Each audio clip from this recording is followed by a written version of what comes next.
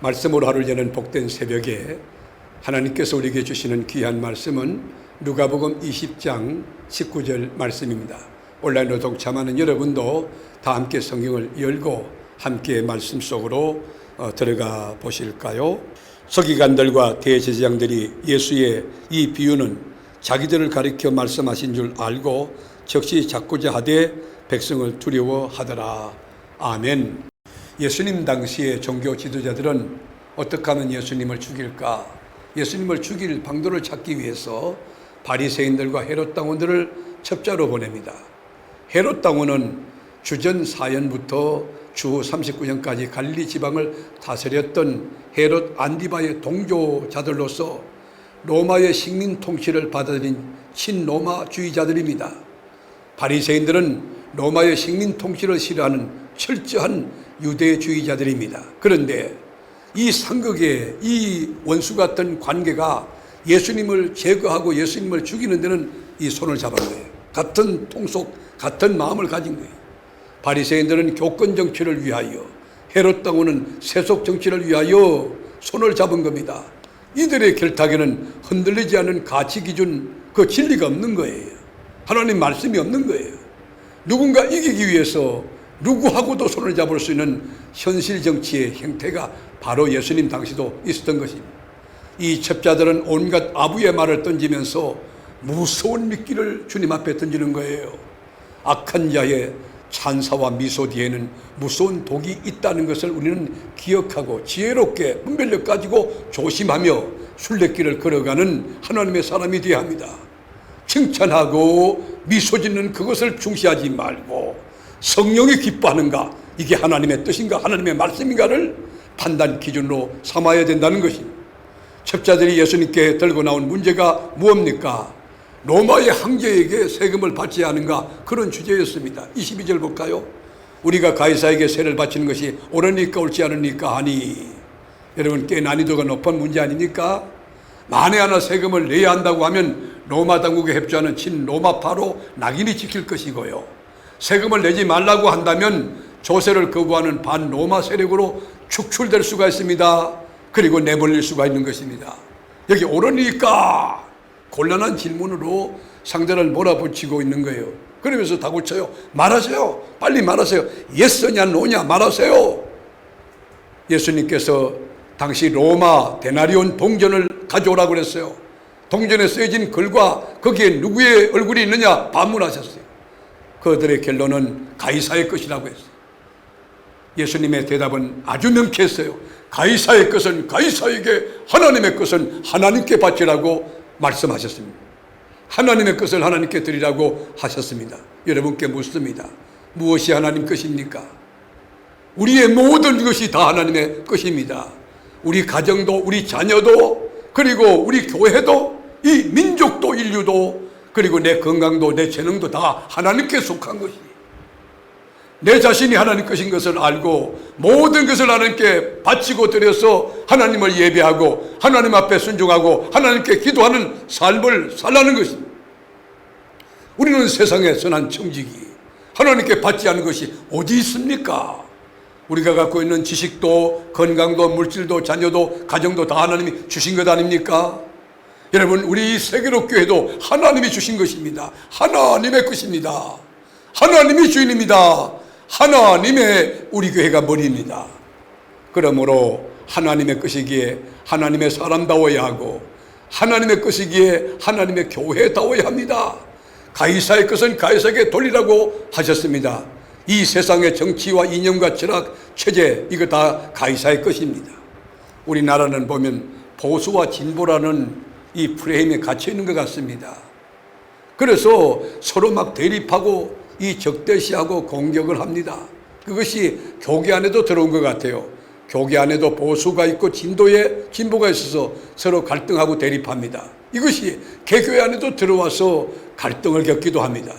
정치 이데올로기, 정치 이념을 절대화시키는 것을 주의해야 됩니다. 이데올로기가 종교 현상이 된 것이 사회주의입니다. 이런 이념은 일종의 이론적인 우상이 될 수 있습니다. 예수님 당시에도 정치 이념이 있었습니다. 예수님 당시도 거구도 있고 극자도 있었습니다. 그러나 우리 주님은 이쪽도 저쪽도 취하지 않고 하나님의 말씀에 굳게서 경계를 넘어서지 않고 양쪽 모두를 경계하며 책망하셨던 것입니다. 당시의 거구는 누굽니까? 제사장들과 바리새인들, 헤롯 당들이에요.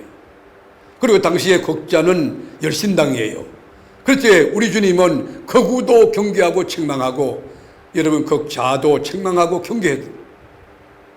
주님이 말씀했어요. 칼로 일어선 자는 칼로 망한다. 예수님에게 중요한 것은 하나님의 나라였어요. 예수님에게 중요한 것은 하나님의 말씀이라는 기준이었어요.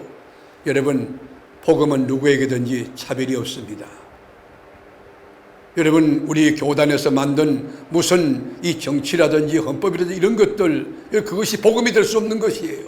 그건 가변적인 언제든지 변할 수 있는 거예요. 복음은 그리스도입니다. 하나님의 말씀입니다. 변치 않는 말씀과 그리스도, 그것이 우리 좌표와 기준이 되어야 됩니다. 복음에는 누구에게든 차별이 없습니다. 진정 하나님의 나라와 의를 구한다면 그 어느 것에도 매이지 말아야 됩니다.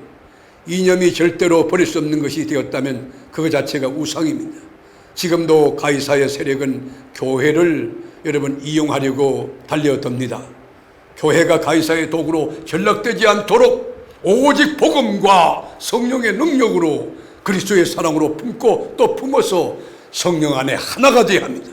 서로 다른 사람이 모여 있어도 다 하나님의 사람들이 모인 교회가 되어야 된다는 거예요. 말씀으로 하나 되어야 돼요. 기도로 하나 돼, 믿음으로 하나, 사랑으로 하나 되어야 합니다. 그래야 시대를 뛰어넘어 하나님의 나라를 확장할 수 있는 주님의 교회가 되는 거예요. 기독교는 이데올로기가 아닙니다. 기독교는 이데올로기. 여러분, 이 말은 마르크스주의자들이 주장한 것입니다. 기독교란 인간의 필요에 의해서 만들어진 그 체계고 시스템이다. 잘 먹고 잘 사는 자는 이야기가 아니냐, 그런 논리를 가지고 오지만 그들의 말이 틀렸습니다. 기독교는 일반 종교가 아닙니다. 기독교는 이데올로기가 아닙니다. 이데올로기는 인간이 만들었기 때문에 이데올로기를 통해서 모든 문제를 해결할 수 있는 것처럼 믿게 만듭니다. 그래서 사회주의가 되면, 자본주의가 되면 지상천국이 올 것이라고 착각하고 살아갑니다. 냉전체제의 붕괴로 이데올로기가 허물어지면서 있을 수가 없어진 공백에 들어온 것이 민족주의입니다. 여러분, 내셔널리즘, 나라를 사랑하는 자체가 나쁜 건 아니잖아요. 얼마나 아름답습니까? 애국심이 그러나 극대화되어서 민족주의가 된다면 이것은 하나님 나라라는 큰 틀에서 보면 이 잘못된 것이에요. 그 교회의 본질을 잃고 세상과 비슷한 방법과 방향으로 나간다고 하는 것입니다.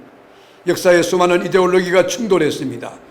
수많은 이데올로기가 타협하고 변형되어서 사라질 때 교회는 오직 하나, 주는 그리스도시요 살아계신 하나님의 아들이라는 여러분 절대적인 유일한 고백을 붙잡고 살아야 됩니다. 오직 예수의 유일성과 복음만을 전해야 됩니다. 뜻이 하늘에서 이루어진 것 같이 땅에서도 이루어지이다. 사랑하는 교우 여러분, 우리가 이 땅의 모든 것이 다 하나님 것임을 알고 시간에도 선한 청지기, 물질에도 선한 청지기, 건강에도 선한 청지기 되어 하나님의 나라를 위하여, 하나님의 나라 건설을 위하여, 주님의 뜻을 위하여 전진박두하는 현대판 그리스도의 군사, 그리스도의 일꾼들이 다 될 수 있기를 주님의 이름으로 축복합니다. 기도하겠습니다. 주님, 많고 많은 이 세상 사람들 가운데 이데올로기, 어떤 철학이나 사상을 갖고 살지 않고 복음 안에 하나님의 뜻을 쫓아 주는 그리스도시고 살아계신 하나님의 아들이라는 신앙 고백을 분명히 하며 말씀 붙들고 십자가를 지고 자기를 부인하며 주를 쫓아가는 그리스도의 제자가 되게 하옵소서.